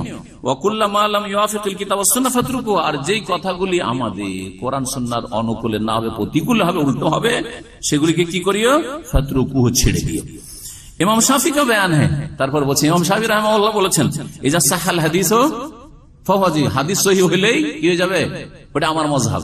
হাদিস সহিহ কি দিয়ে? সনদ ছাড়া সহিহ হাদিস হলে, এই কথা মানে হাদিস সহিহ হলে জরুরি নয় যে হাদিস সহিহ, হতে পারে যে সহিহ নয়, এই কথা বলেছেন। মওদুদির বক্তব্য একরকম, আর ইমাম শাফির বক্তব্য আরেক। এখন কোনটা মানহাজ নেবেন? বলছে ইজা সাহাল হাদিস ফাদরিবু বিকাউলি আল হায়াত, যখন হাদিস সহিহ হয়ে যাবে তখন আমার কথাকে দেয়ালে ছুঁড়ে ফেলিও, ছুঁড়ে মারিও। তারপরে আরো বলছেন, লা কাউলা লি আহাদিন মা সুন্নাতে রাসূলিল্লাহ সাল্লাল্লাহু আলাইহি ওয়াসাল্লাম, কারো কথা চলবে না রাসূলুল্লাহ সাল্লাল্লাহু আলাইহি ওয়াসাল্লামের সুন্নাহর সামনে। বলছেন गर्जे के तमाम आइम्मा बिल इजमा कहते हैं कि जो शख्स पर किसी मसला में सुन्नत रसूल रोशन हो जाए, কেউ যদি জেনে নিতে পারে যে রাসূলুল্লাহ সাল্লাল্লাহু আলাইহি ওয়াসাল্লাম এটি সুন্নত তার সামনে স্পষ্ট হয়ে গেছে, उसके लिए फिर किसी दूसरे शख्स का कौल लेना हराम है, কারো কথা নেওয়া যাবে না। তো আবু হানিফা রাহমাতুল্লাহ যোগ দিয়ে, আর ইমাম শাফির যোগ দিয়ে, আর মালিক আর আহমদের যোগ দিয়ে, আর মাওলানা মওদুদির যোগ দিয়ে, আমার সাথে বলছে এই হাদিসটা ঠিক নয়, চলবে? আমার সাথে বলছে এটা সনদে যঈফ হলে এই হাদিসটা ঠিক, চলবে? চলবে না। খাও कैसे ही बड़े मर्तबा का शख्स हो, तर्जुमाल कुरान রয়েছে এটা, আর তাফহিমাত। এই হলো তাফহিমাত থেকে শোনালাম। আশা করি এই বিষয় বিস্তারিত হয়েছে। এখন আর দুটি উক্তি মাওলানা মওদুদির বিখ্যাত তাফসীর, আর ভারত, বাংলাদেশ, পাকিস্তান জামাত ইসলামী আলেমদের কাছে তাফসীর হচ্ছে মাত্র পৃথিবীতে দুটো, আর কোনো তাফসীরই নেই। কারণ এই দুটো তাফসীর ছাড়া ইসলামের রাজনৈতিক ব্যাখ্যার তো কোথাও পাওয়া যাবে না। কথা বোঝা গেছে কিনা? সুতরাং তাফসীর হচ্ছে দুইটা। কি পড়িয়েন? তাফহিমুল কোরআন পড়িয়েন, আর ফিজালালিল কোরআন সাইয়্যিদ কুতুবের পড়িয়েন। কারণ এই দুটো না পড়লে তো আপনি এই ব্যাখ্যায় বিশ্বাসী হবেন না। জি হ্যাঁ, এই পথের প্রতীক হবেন না। যার ফলে মাওলানা সাইয়্যিদি সাহেব এই ভুল করেছেন। তার ওয়াজ মাহফিলে তাফসীর পড়বেন একমাত্র তাফহিমুল কোরআন আর ফিজালালিল কোরআন, আর কত লোককে যে বিভ্রান্ত করা হয়েছে এইসব কথা দিয়ে। আল্লাহ রাব্বুল আলামিন এসব বিভ্রান্তি থেকে হেফাজতে রাখেন। হাদিস সম্পর্কে মাওলানা মওদুদির মতামত শুনেন। এই কিতাব হচ্ছে উর্দুতে তাফহিমুল কোরআন, জি, খণ্ড তৃতীয় খণ্ড, তৃতীয় খণ্ড, 6টি খণ্ড রয়েছে, 6টি এইরকম খণ্ড রয়েছে উর্দুতে, যেটা অরিজিনাল লেখা মাওলানা মওদুদির, আর বাংলাতে অনেকগুলি খণ্ড রয়েছে। এতে কি বলছেন 167 পৃষ্ঠায় শুনেন, আশ্চর্য হয়ে যাবে। সহিহ বুখারী হাদিস ইব্রাহিম আলাইহিস সালাম সম্পর্কে যে রয়েছে, 3টি মিথ্যা বলার যে হাদিসটি রয়েছে, একেবারে সরাসরি অস্বীকার। এই হাদিস হইতেই পারে না, মিথ্যাই কথা। সহিহ বুখারীতে মওযু জাল হাদিস আছে ওনার কাছে, নাউযুবিল্লাহ। তার কিতাব থেকে পড়ে শোনায়, বলছেন বদকিসমতি সে হাদিস কি এক রিওয়ায়াত মে ये बात आ गई। বদকিসমতি বুঝেন? হ্যাঁ, কি দুর্ভাগ্যবশত, এটা দুর্ভাগ্য যে ইমাম বুখারী রাহমাতুল্লাহ আলাইহি হাদিস বুখারীতে নিয়ে চলে এসেছে। হ্যাঁ, দুর্ভাগ্য যে হাদিসের কিতাবে এই হাদিস চলে আসলো। আল্লাহু আকবার। बदकिस्मती से हदीस की एक रिवायत में ये बात आ गई है, एक कथा चले से कि हजरत इब्राहिम अपनी जिंदगी में 3 मरतबा झूठ बोले हैं। इब्राहिम अलैहिस्सलाम জীবনে 3 বার মিথ্যা কথা বলেছেন। বড়ই এটি হচ্ছে দুর্ভাগ্যের কথা। उनमें से एक झूठ तो ये है একটা এটা কি যে বল ফালহু কবীরুহুম হাযা, এই যে মূর্তি ভাঙাটা তাদের বড় করেছে, তাদের যে বড় সে করেছে। আর दूसरा जो দ্বিতীয় যেটা সূরা সাফফাতে আছে, ইব্রাহিম আলাইহিস সালামকে যখন মেলা ঠেলাতে ডেকেছিল জাতির কাফের মুশরিকরা, তখন তিনি বলেছিলেন কি ইন্নী সাকিম, আমি অসুস্থ। আর तीसरा झूठ তৃতীয় মিথ্যা কি ছিল, যেটা হাদিসে আছে, যখন ওই জালেম শাসক সুন্দরী কোন রমণী দেখলে সেই রমণীকে হরণ করত, ইজ্জত নষ্ট করত। আর যদি দেখতো বিবাহিতা, তোর স্বামীকে তো রাখা যাবে না, স্বামীকে রাখলে তো মুশকিল আছে, তো ওকে খুন করে দিত। তো স্বামী বললে তো খুন হয়ে যেতে হবে। সুতরাং স্বামী স্ত্রী পরিচয় না দিয়ে এক কাজ করি, দিনী বন্ধু তুমি আর আমি তোমার দিনী ভাই, আর এই আল্লাহর জমিনে তোমার আর আমার ছাড়া, আর এই লুত আমার ভাতিজা, এই ছাড়া 3 জন ছাড়া তো আর কোন মুমিন মুসলিম নেই, সব তো কাফের মুশরিক। সুতরাং কি বলবে, আমি বলবো সারা তো উখতি, সারা আমার বোন, অথচ তিনি বোন ছিলেন না। জি, এই 3টি মিথ্যার যে হাদিস রয়েছে, তিনি বলছেন যে এই হাদিস একেবারে ঠিক নাই। কি বলছেন শুনবেন। जिसका जिक्र कुरान में नहीं बल्कि बाइबल की किताब पैदाइश में आया है, एक गरोह रिवायत परस्ती में गोलू करके, বাইবেলে থাকে আর সেটা সমর্থন যদি সহিহ বুখারী থাকে তো নেব না নাকি, নেব না? জি, কিন্তু সহিহ বুখারীর হাদিসের তার কাছে কোনো মূল্য নেই। বলছেন এক গরো রিওয়ায়াত परस्ती में गोलू करके इस हद तक पहुंच जाता है, এক দল হাদিসের রিওয়ায়াত বর্ণনা পূজায়, রিওয়ায়াত परस्ती মানে কি, বর্ণনা পূজায়, বর্ণনার অন্ধত্বে, হাদিসের অন্ধত্বে এমন সীমায় পৌঁছে গেছে, এমন সীমানায় পৌঁছে গেছে कि उसे बुखारी और मुस्लिम के चंद रावियों की सदाकत ज्यादा अजीज है, যে তার কাছে বুখারী মুসলিমের যে বর্ণনাকারীদের সত্যতা বেশি প্রিয়, और इस बात की परवाह नहीं है, और ये কথা সে তার পরোয়াই করলো না कि उससे एक नबी पर झूठ का इल्जाम आयद होता है, যে এক নবী কি করে মিথ্যা কথা বলতে পারে। নবীকে মিথ্যা বলা থেকে রক্ষা করতে গিয়ে সহিহ বুখারীর হাদিস কে অস্বীকার করে। অথচ এই 3টি যে মিথ্যা, বাহ্যিক মিথ্যা, অন্যান্য মুহাদ্দিসিনরা বলেছেন যে এটাকে ওই রকম মিথ্যা বলা হয়, এটাকে তৌরিয়া বলা হয়। এটা কি বলা হয়? তৌরিয়া মানে একটু ঘুরিয়ে পেঁচিয়ে কথা বলা। এর সুন্দর বাংলা আপনারা খুঁজে নেবেন, ঘুরিয়ে পেঁচিয়ে কথা বলা। অনেক সময় আমরা ঘুরিয়ে পেঁচিয়ে কথা বলি, একটা বাক্যের 2 রকম অর্থ হয়, 2 রকম অর্থ হয়, বুঝছেন না? শ্রোতা একটা অর্থ বুঝলো আর আমি আর এক অর্থে, আর এক সেন্সে বলেছি, ও অন্যরকম বুঝাতে গেল আর আমি তার অনিষ্ট থেকে বেঁচে গেলাম। হয় কি হয় না? যেমন আপনাকে একজন লোক বলছে, ভাই কিছু টাকার প্রয়োজন, একটু 5000 রিয়াল দিতে হবে, হেল্প করতে হবে। আপনি জানেন এর হাতে টাকা পড়ে গেলে ওর কাছে আমি জিম্মি হয়ে যাবো, টাকা পাবো না, সম্পর্ক খারাপ হবে, টাকা পাবো না। আর টাকা আপনার কাছে আছে কিন্তু পকেটে নেই, বাড়িতে আছে। টেলিফোন করছে, ভাই আপনার কাছে কিছু টাকা আছে, যদি থাকে তো দেন, খুব হেল্প হবে। এই সময় আপনি বলেন, ভাই আমার কাছে তো টাকা নেই, আর পকেটে আসলে টাকা নেই, পকেটে টাকা নেই। ও কি বুঝলো যে ধার চেয়েছি, ওর কাছে টাকা নেই, মানে কোথাও নেই, বাড়ি তো নেই, এখানে সবই নেই, মোট কথা ও মালিক নয় টাকা, এটা না বুঝলো। টাকা নেই মানে আমি টাকার মালিক নই, 5000 নেই আমার মালিকানা, আমি দেবো করতে, ঠিক কিনা? শ্রোতা একরকম বুঝলো, কিন্তু বক্তা কি উদ্দেশ্য করলো, আমার কাছে টাকা নেই মানে আমার সাথে টাকা নেই, ঠিক আছে কিনা? তো এটা ডাহা মিথ্যা এরকম নয়, কিন্তু অনিষ্ট থেকে বাঁচার ক্ষেত্রে অথবা সৎ উদ্দেশ্য হাসিলের ক্ষেত্রে এইরকম মিথ্যা। তো ঠিক এই বিষয়গুলি ঠিক ওই রকম ছিল। ইব্রাহিম আলাইহিস সালাম এই বিষয়গুলি ঠিক এইরকমই ছিল। কেমন করে এরকম ছিল এগুলো আমি তাফসীর করতে গিয়ে বলেছি। এখন বিভিন্ন কথা রয়েছে, তার মধ্যে একটা করে অন্তত ব্যাখ্যা বলে দিই, সহি ব্যাখ্যা, যাতে করে এই মওদুদির বিভ্রান্তি থেকে আর এই ভুল তাফসীর থেকে মানুষ রক্ষা পেতে পারে।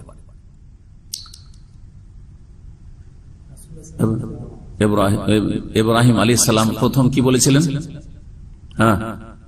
যখন তাকে জিজ্ঞাসা করা হলো যে মান ফাআলা বিহাযা বিআলিহাতিনা ইয়া ইব্রাহিম, ইব্রাহিম আমাদের এই দেবতাদের সাথে, এই আমাদের যে দেবদেবী, এদের সাথে কে এই কাজ করলো, ভাঙলো কে? তখন তিনি কি বলেছিলেন? বাল ফাআলাহু কাবীরুহুম হাযা ফাসআলুহুম ইন কানু ইয়ানতিকুন। বরং তোমরা জিজ্ঞেস করছো আমাকে, তাদের বড়তে করেছে। কে করেছে? তাদের বড়তে করেছে। আর বড় দেবতাটিকে রেখে দিয়েছিলেন তিনি, আর কুড়ালটা তার কাঁধে চাপিয়ে রেখে দিয়েছিলেন। তাদের বড়তে করেছে। সুতরাং জিজ্ঞেস করো যদি বলতে পারে, ইন কানু ইয়ানতিকুন, যদি বলতে পারে। তাদের বড়, তাদের বড় শ্রোতারা কি বুঝলো? ইব্রাহিম আলাইহিস সালাম মুশরিক জাতি কি বুঝলো? যে তাদের বড় হচ্ছে মানে বড় দেবতা করেছে, ঠিক না? ওটা বুঝলেন। কিন্তু তিনি বললেন যে তোমাদের বড় দেবতার চাইতে আমি বড়, কারণ আমি কথা বলতে পারি, নড়াচড়া করতে পারি, ভাঙতে পেরেছি। আর এ তো ভাঙতে পারলো না, রক্ষা করতে পারলো না। নাই ভাঙতে পারবে না, রক্ষা করতে পারলো, ঠিক কিনা? তাহলে এটা কি আসলে মিথ্যা হইল? তাওরিয়া। অথবা আরেকটা ব্যাখ্যা বলা হয়েছে ইন কানু ইয়ানতিকুন, তাদের বড় করেছে যদি কথা বলতে পারে। যদি কথা বলতে পারে তো বড় দেবতাতে করেছে। যেহেতু কথা বলতে পারে না, সেজন্য বড় দেবতা করেনি, আর কেউ ওই কাজটি করেছে, এই ভাঙা কাজ করেছে। বোঝা গেছে না? তাহলে বোঝা গেল যে কোনো দোষ নেই এইভাবে জাতির অনিষ্ট থেকে বাঁচার জন্য। কারণ সেই সময় যদি তিনি বলেন যে আমি ভেঙেছি, তাহলে তো খবর আছে। তারপরেও তো এই কথা বলার পরেও তো আগুনে নিক্ষেপ করা হইলো, হইলো গেল না? দ্বিতীয় মিথ্যা কি ছিল? বাহ্যিক মিথ্যা, ইন্নী সাকিম, আমি অসুস্থ। মানুষের অসুস্থতা দুই রকম, আর এই যুগে খুব বেশি বুঝছেন। কারণ শারীরিক অসুস্থতা থেকে আজকাল মানসিক রোগ বেশি, মানসিক অসুস্থতা, ঠিক না? আপনি একজন আপনার সাথে কথা বলতে চাইছে, বা আপনার স্ত্রী কথা বলতে চাইছে, একটু আমোদ ফুর্তির কথা বলতে, তুমি বলছো ছাড়ো তো, আমার কিছু ভালো, আমি অসুস্থ। জি হ্যাঁ, হয়তো শ্রোতা আপনার স্ত্রী অথবা আপনার সাথী সঙ্গী যে তোমার সাথে আপনার সাথে কথা বলতে চাইছিল, সে বুঝলো যে আপনি শারীরিক দিক থেকে অসুস্থ, কিন্তু আপনি কোন দিক থেকে অসুস্থ? মন খারাপ, আপনার মানসিক দিক থেকে অসুস্থ। হয় না? মানসিক রোগ মানুষকে আত্মহত্যা করিয়ে দেয়, অনেক সময় হার্ট অ্যাটাক করে মরে যায়। কিন্তু শারীরিক রোগে অনেকে যুগ যুগ ধরে বেঁচে থাকছে। তাই নিঃশ্বাসে মনের দিক থেকে আমি কি অসুস্থ? তোমাদের এই যে কার্যকলাপ, তোমাদের যে এই শিরকি কুফরি, এর ওপর আমি ওই কি অসুস্থ মানসিক দিক থেকে, যে একজন আল্লাহর প্রতি ইমানদার নেই, সব মুশরিক, আমার বাপ ওকে হেদায়েত করতে পারলাম না। ওরা বুঝলো যে অসুস্থ আছে, ও যাবে না আমাদের সাথে মেলায়, বেঁচে গেলেন। না হলে জবরদস্তি করে টেনে নিয়ে যেত মেলায়, তাই না? আর তৃতীয়, সারা আমার বোন, এখানে মিথ্যার কি আছে? স্ত্রী হলে মিথ্যা হয়ে গেল, স্ত্রীকে বোন বলা যাবে না?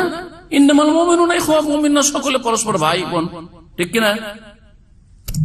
এই ব্যাখ্যা তো আর তার এলেমে নাই, সুতরাং কলমে বের হলো না। তখন কি করলেন মাওলানা মওদুদী? সহিহ বুখারী মুসলিমের এই হাদিসকে অস্বীকার করে দিলেন। এই হাদিস শুনবেন, সুবহানাল্লাহ, এই হাদিস কয় জায়গায় আছে সহিহ বুখারীতে? বুখারীতে আছে, মুসলিমে আছে। বুখারীতে আছে, মুসলিমে আছে এই হাদিস। সহিহ বুখারীর হাদিস হচ্ছে 3108, আর সহিহ মুসলিমের হাদিস 4371 এই হাদিস। عن أبي هريرة أن رسول الله صلى الله عليه وسلم قال لم يكذب إبراهيم النبي عليه السلام قط إلا ثلاث كذبات, জীবনে কখনো মিথ্যা বলেননি তিনটি মিথ্যা ছাড়া।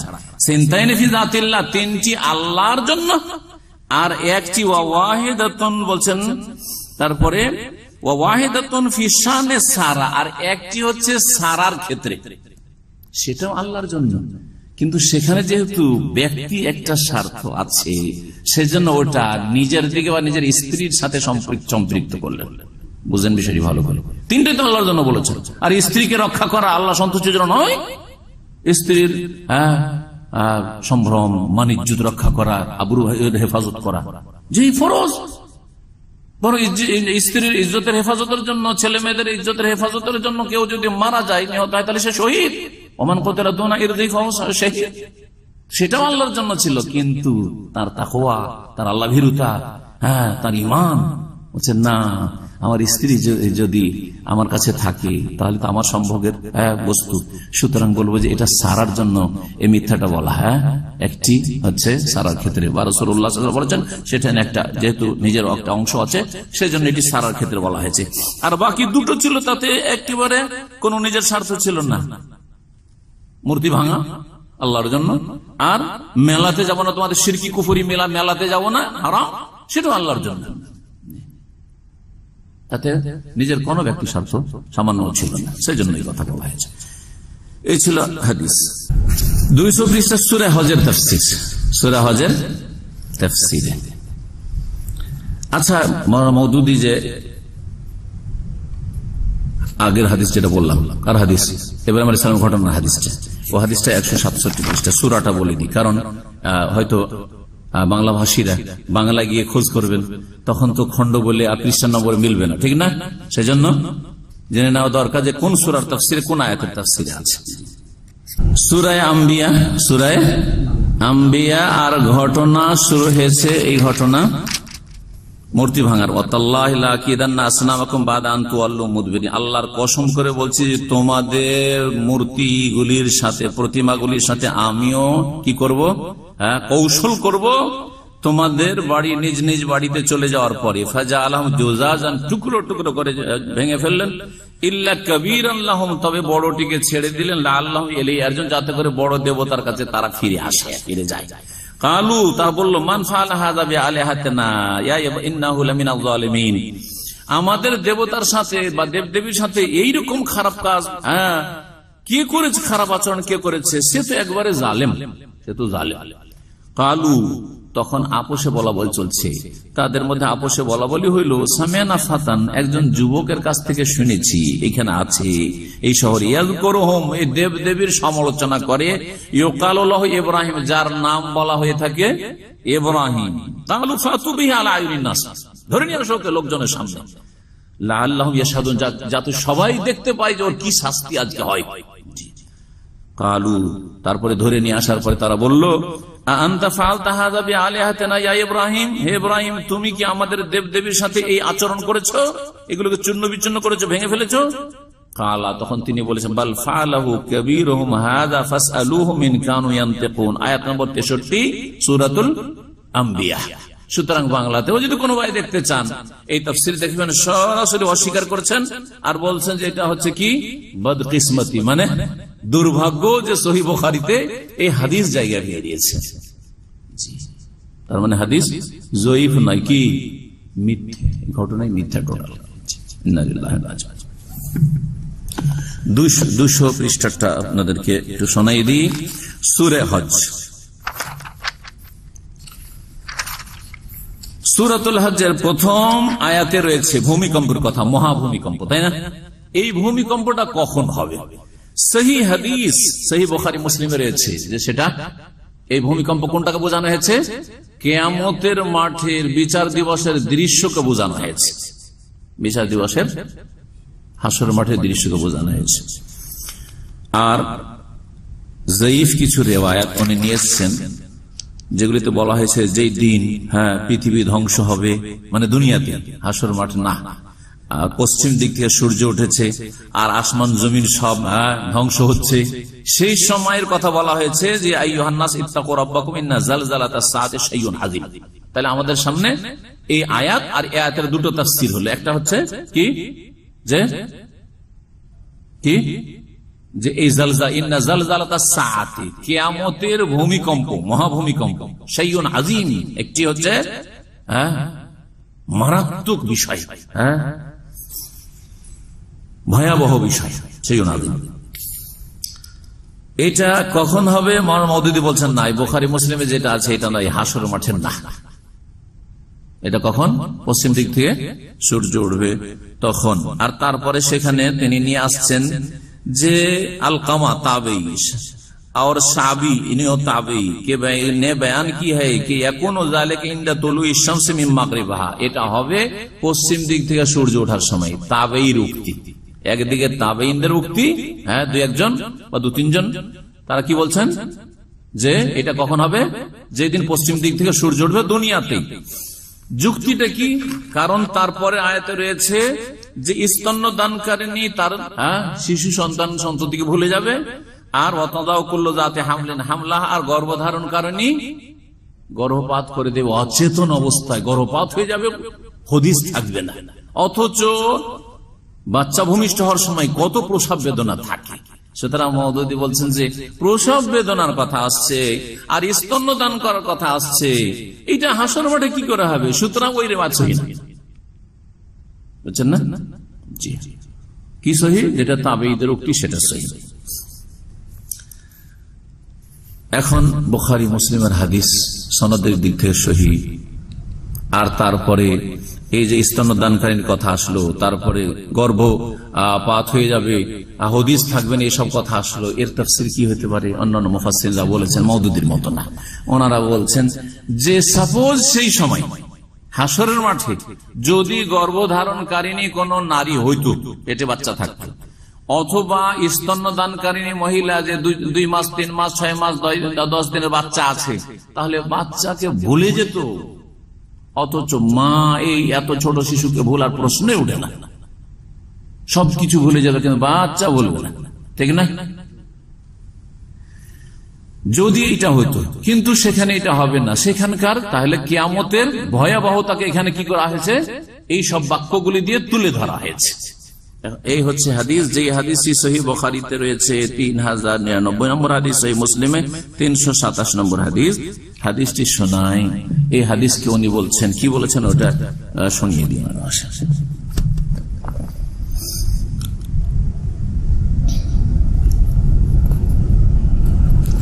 बोलते अगरचे उसकी सनद ज़ईफ है मगर कुरान से मुताबिकत उसके ज़ाफ को दूर कर देती है। বলছেন যে আলকামার সাবি যে উক্তিগুলি সেগুলো যদিও সনদ ज़ईफ কিন্তু কোরআনের মোতাবেক মানে অনুকূলে হওয়ার কারণে ওর দুর্বলতা নেই, ওইটাই ঠিক। और ये दूसरी रिवायत गो सनदन कवी तर है, এই যে রিওয়ায়াত যেটা বুখারীতে শোনাবো সেটা সনদের দিকে যদিও শক্তিশালী, लेकिन कुरान के जाहिर बयान से आदाय मुताबिकत उनको ज़ईफ कर देती है। কোরআনের যেহেতু অনুকূলে নয় সেই জন্য সহিহ হইল সেটাকে ज़ईफ করে দিচ্ছে।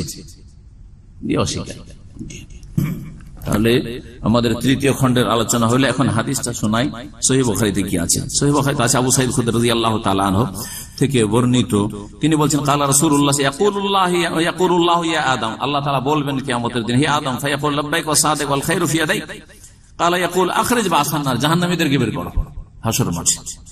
কালা ওমা বাসান্নার, জাহান্নামীর কারা, কতটা বের করব? কালা মিন কুল্লি আলফিন 999 1999 জন। ফাযাকা হিনা ইয়াসিবুস সাগীর, যখন ছোট শিশু কি হয়ে যাবে? বুড়ো হয়ে যাবে, বৃদ্ধ হয়ে যাবে। ওয়াতাযাউ কুল্লু যাতি হামলিন হামলাহা, আর গর্ভধারণকারিণী গর্ভপাত করে দিবে। ওয়াতারান নাসা সুকারা, আর লোকেরা সব কি হয়ে যাবে? সেন্সলেস, বেহুশ হয়ে যাবে। ওমা হুম বিসুকারা, কিন্তু আসলে তারা বেহুশ হয়নি, কিন্তু বেহুশ হয়েছে কিসে? হুঁশ হারিয়ে দিয়েছে কিসে? ভয়াবহতা, কিয়ামতের ভয়াবহতায়। ওয়ালাকিন্না আযাবাল্লাহি শাদীদ, তবে আল্লাহর আযাব শক্ত। এই ছিল হাদিস, যে হাদিসকে মওদুদী সাহেব অস্বীকার করেছেন।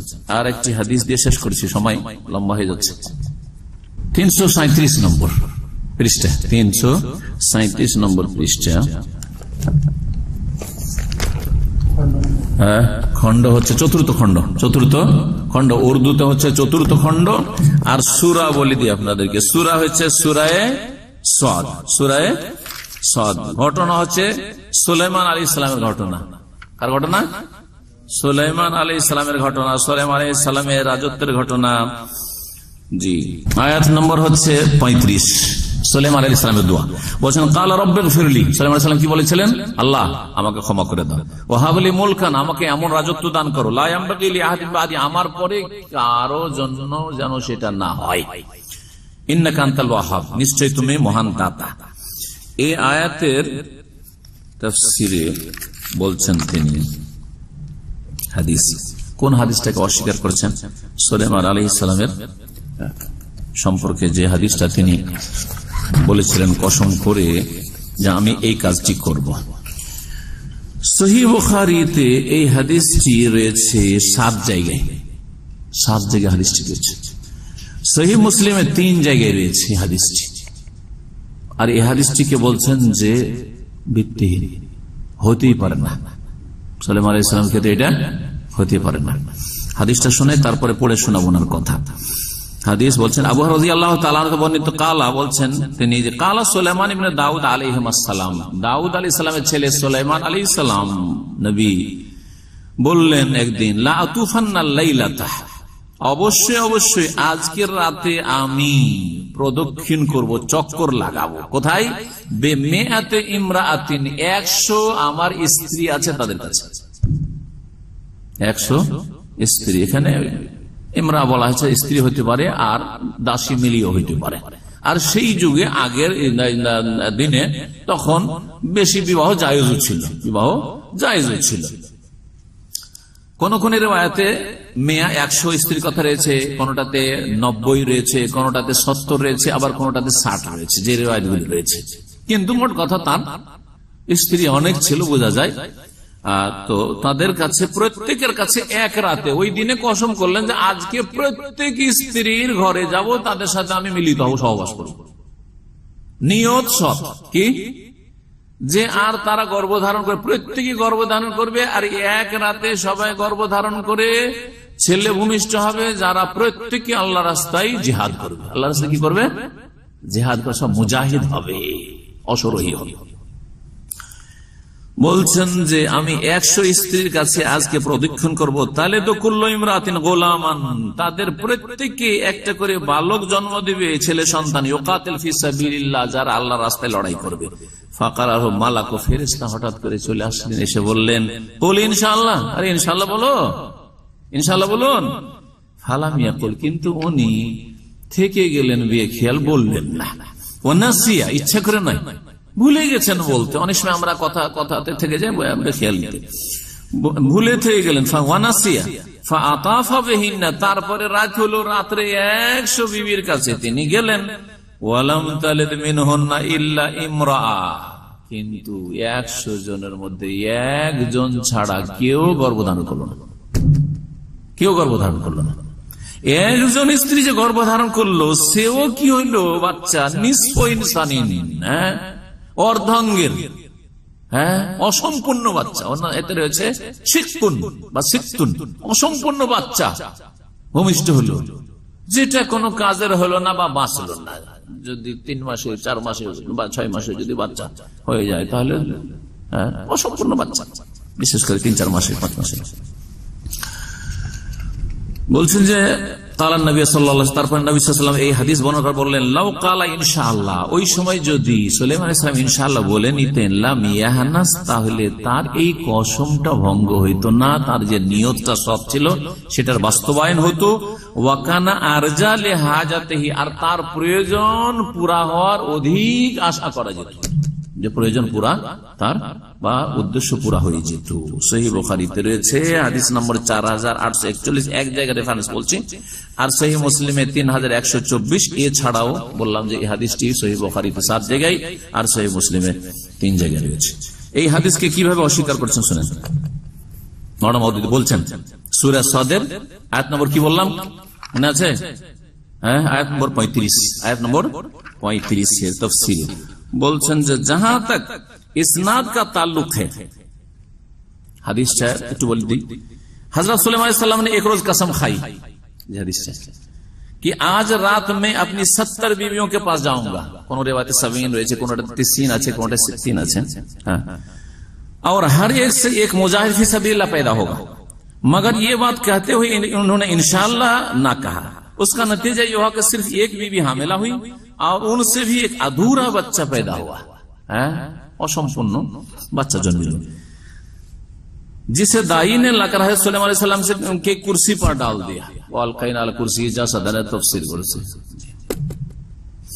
ये हदीस हजरत अबू हुरैरा नबी करीम सल्लल्लाहु अलैहि वसल्लम से रिवायत की है और उसे बुखारी मुस्लिम और दूसरे मुहद्दिसिन ने मुतअद्दिद तरीकों से नकल किया, अनेकগুলি সূত্র থেকে। खुद बुखारी में मुख्तलिफ मकामात पर यह रिवायत जिन तरीकों से नकल की गई है, उनमें से किसी में बीवियों की तादाद 60 बयान की गई है, किसी में 70, किसी में 90, किसी में 99 হাদিস আছে, और किसी में 100। এইভাবে হাদিসগুলো রয়েছে। जहां तक इस्नाद का ताल्लुक है, সনদের দিক থেকে বলছে उनमें से अक्सर रिवायत की सनद कवी है, অধিকাংশ হাদিসের সনদ কি হচ্ছে শক্তিশালী, और बेएतबार रिवायत उसकी सेहत में कलाम नहीं किया जा सकता। সনদের দিক থেকে, সহিহ হওয়ার দিক থেকে, হাদিসের দিক থেকে কোনো কথা বলা সম্ভব নয়, लेकिन हदीस का मजमून सरी अक्ल के खिलाफ है। তবে হাদিসের বিষয়বস্তু কিসের খেলাফ? বিবেকের খেলাফ, বিবেক বিরোধী।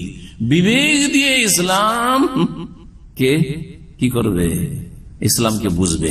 বিবেক, শুধু বিবেককে প্রাধান্য, এদেরকে আকলানি বলা হয়। যারা বিবেককে নকলের ওপর, দলিলের ওপর প্রাধান্য দিয়েছে, এই ক্ষেত্রে উনি প্রাধান্য দিয়েছেন।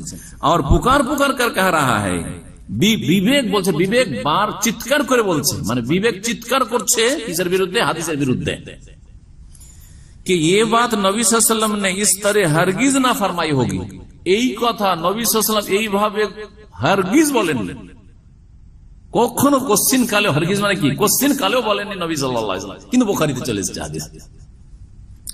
जिस तरह वो नकल हुई है, যেমন ভাবে বর্ণিত হয়েছে।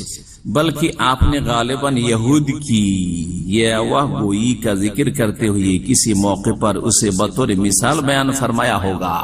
ইহুদিদের পাগলামি, আর ইহুদিদের যেসব বকওয়াস, যেগুলোকে বলা হয় যে ভিত্তিহীন কথা, উদ্ভট কথা আলোচনা করতে গিয়ে এক্সাম্পল স্বরূপ, উপমা স্বরূপ বর্ণনা করেছেন, আসলে এইরকম নয়।